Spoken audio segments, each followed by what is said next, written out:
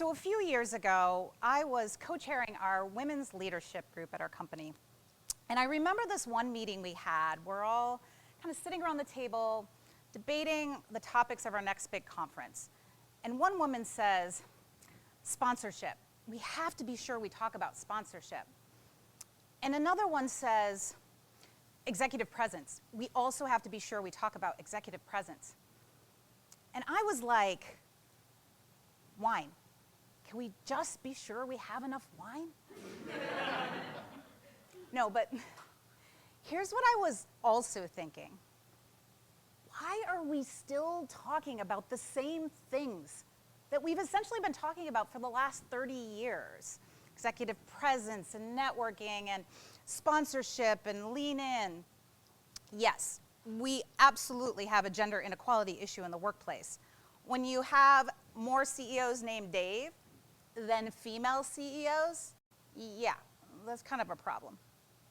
But that's not the truth I'm here to expose. I'm here to tell you a harsher, cringier kind of truth. We are trying to resolve it the wrong way. Now, a few years ago, also on a Friday, I was working from home. I was in sort of that glide into the weekend mode when my boss texts me. Can we talk? He calls me up and he says, hey, this is kind of heavy for a Friday, but I've decided to leave the company, and I want to know if it's okay if I recommend you as our next COO. I paused. I replied, no, thank you. Why? Why in the hell would I turn down such a prestigious opportunity like this? Because I quickly ran the compromise calculation in my head. X equals career, Y equals everything else. I'm good where I'm at. I want you to be honest. Raise your hand if you've ever run the compromise calculation in your head.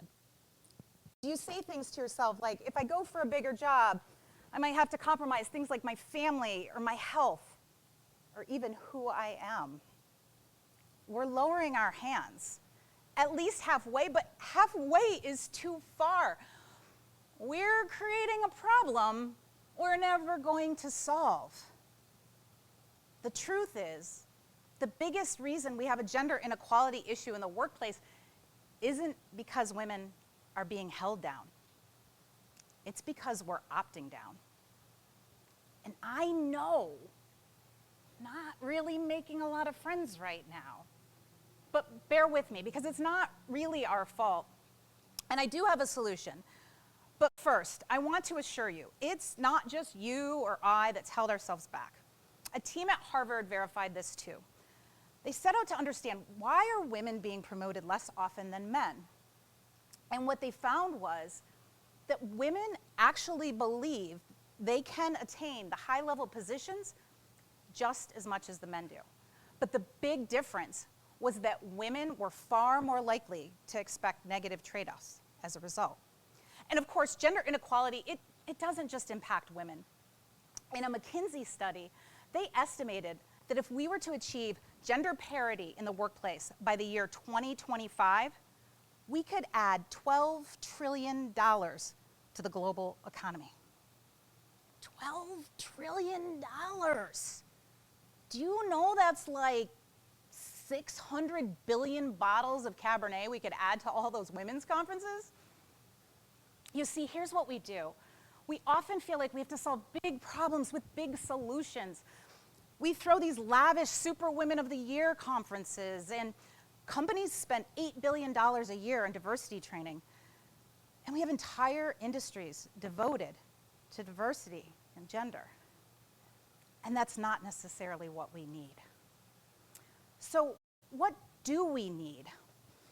We need a new modern career playbook. One that doesn't necessarily ask you to lean in, but one that gives you permission to lean in a totally different way. What is it? Authenticity. You just hear a little riff, kumbaya. You're over here like meditating. Well, snap out of it. That's actually not what I'm talking about. No, authenticity actually doesn't just mean being yourself. It's a much more nuanced and powerful concept. The origin of the word is Greek. It's authentikos, which means to be genuine, original, and authoritative. Authenticity is like this beautiful intersection of being yourself, being badass. It's like if Joe Exotic had a baby with Kamala Harris. I'm going to help you see the power that authenticity has to change everything. So remember how I told you I said no thank you to that COO position? Well, I thought about it over the weekend, and I decided to say yes. I realized that the reason I had said no was that I was worried I was going to have to fit into this mold, this sort of club I was going to have to enter into. And in this club, I feared my ego would grow, and my calendar would overflow, and my home life would become a shit show, and my personality might even start to blow. And I didn't want that. But then it hit me. You shouldn't not do something because you hate the way it was done before. You can do it your own way. Now, by this point, I had realized that being authentic was kind of fun. But what I was starting to realize was that doing authentic was extremely powerful. So minutes after I took that new role, I had this critical, like, make it or break it contract negotiation. I had no clue what to do. And I remember sitting down with their senior executive. For purposes here, we'll just call him Dave. And I said to Dave, what's important to you in this negotiation? And after he responded and kind of spilled his guts, turned the question back on me. When out of my mouth poured, well, our financials are struggling, and if I can negotiate this deal without a price increase, I'll have a good shot at becoming the next CEO. I really want to become the next CEO? I had thrown myself fully and authentically right at poor Dave. I was like when you're driving down the road, right, and a deer comes out, smashes against your windshield. Several months later, though, I completed that negotiation with a highly successful outcome. Why? Because Dave is human, and he largely pushed that deal through because he wanted to get that CEO position as well. It was in that moment that I realized authenticity isn't just some passive thing. I realized I could use authenticity as my secret weapon. So I started to use my authenticity everywhere. I was like a ninja in a gunfight, from high-stakes negotiations to my LinkedIn profile, from introductions and meetings to, well, giving big, prestigious talks. And time again, it resulted in success. Now, was it all roses? No, but I still can tell you, even as somebody who failed miserably as an actuary in her first career, the odds were definitely starting to tip in my favor. In fact, I did get that CEO position. I got to lead a team of about 1,000 people, and I'm so proud to say that with my authenticity leading the way, we went from struggling pretty big time to tripling earnings and sending employee engagement scores skyrocketing in just 3 years. And more importantly, I stayed married, my kids thrived, my health was never better, and I stayed me. Using authenticity as my secret weapon, I felt like it changed the entire game. I felt like I went from this game where I was worried about having to do the things that might make me sell out to a game where I was just focused on doing the things that would make me stand out. The compromise calculation, it no longer added up for me anymore. Now, I know what you're probably thinking right now. Awesome, Erin. So happy for you. You have no idea the company I work for. I work with a bunch of jerks, and they're all about profits. What if I were to prove to you that authenticity isn't just some elusive, fluffy strategy? Let me throw a little data at you. First, work by Francis Frey showed that authenticity is one of 3 pillars to creating trust. Second, a Harvard Business Review paper showed that companies with higher trust had 76% higher employee engagement. And lastly, in a Gallup study, they showed that companies with higher employee engagement were 21% more profitable. Authenticity equals money. Now, if I just kind of put you to sleep a little bit with that little data piece, let me also just throw a little Oprah bomb at you. Oprah once said, "I had no idea that being your authentic self could have made me as rich as I've become.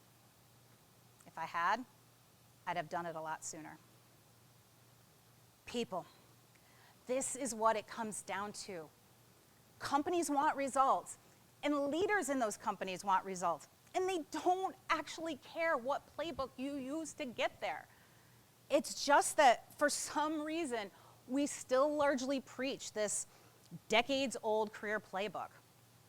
I am giving you permission to hurl aside that crusty old playbook. The executive presence and the politics and the sponsorship, the tough-ass leadership and the martyrdom. Instead, I want you to do things your own way. I want you to create your own authenticity playbook. And don't worry, I'm going to help you get started in writing that book with your first 3 plays. All right, play number 1. Stop playing business buzzword bingo. In your resume, your LinkedIn profile, introductions and meetings. I bet I can guess what your LinkedIn profile looks like. Does it look something like this? Ooh, flawless execution. Like proven experience? Like what the heck is that? Everybody says it. Instead, try telling a story or make fun of yourself a little bit. If you look at my LinkedIn profile, every single one of my position summaries are short stories instead of buzzwords. Try it. Just watch people connect and smile and become intrigued. And I promise you'll stand out from all the other schmucks using the same stuffy BS. All right, play number 2. Change your OOO message. You know, your oblivious outage message. Like, change it to something like, or instead of saying like, "I will be out of the office. I will get back to you as soon as I can." Change it to something like, "Taking a much needed break from all the craziness. I'll get back to you when I'm well rested and less cranky." Just a simple change like that, what happens is it starts to give yourself permission and others permission to be more authentic. Not to mention, take a real vacation. Play number 3, include your children in your work. Get their input on a project you're working on, or use their everyday stories as metaphors and inspiration to those around you. If you have to travel, consider taking them with you. Like the time about a year ago, literally just 2 days before this conference I was speaking at, I realized my kids didn't have school that day, and I had no coverage. Now, the old Erin would have freaked out. But using my new authenticity playbook, I was like, well, I'll take them with me. And here's the thing. Bringing them with me didn't just help me solve my personal problem. Their presence at my talk was way more inspiring than anything I actually said that day. In fact, I include my children all the time. We actually had to do an application video for this talk, and I asked them to help me direct it. I want to give you a quick backstage look. Say kind of this is a bit heavy for a Friday, and that kind of implies that it's a Friday. And you don't have to like, boom, Friday. Okay, so how should I start and it off? plus, the time that they get it they might not see it on Friday. That's a good point too. I like that. Yeah, that's what I was thinking in my mind. Just say it's. Yeah, but you were. Yeah, we gotta squeeze this in a lot. Can you tell who was the boss in that video? Definitely not me. Here's the thing, at the end of the day, authenticity is about exposing who you are when people least expect it. Experiment, get curious, just try it. And do not give me the excuse that the leaders around you aren't authentic. Were the leaders around me authentic? Mostly, hell no. But here's the very best thing about authenticity. It's incredibly contagious. What happens is when you start to do it, you unlock this power that's dormant inside of you and inside of others, including those above you. Malcolm Gladwell studied what caused major tipping points in history. And what he found was so fascinating. It isn't the big things that make things tip. It's the small things that cause big transformation. Imagine what your career graph might look like if you embraced and encouraged authenticity. You'd no longer have to opt down because you feared you're going to have to compromise to rise. Using authenticity as your new playbook, you can transform your career. You can transform our gender inequality issue. You can transform humanity. Look at the challenges you face in the workplace differently. Stop playing a game you don't want to play.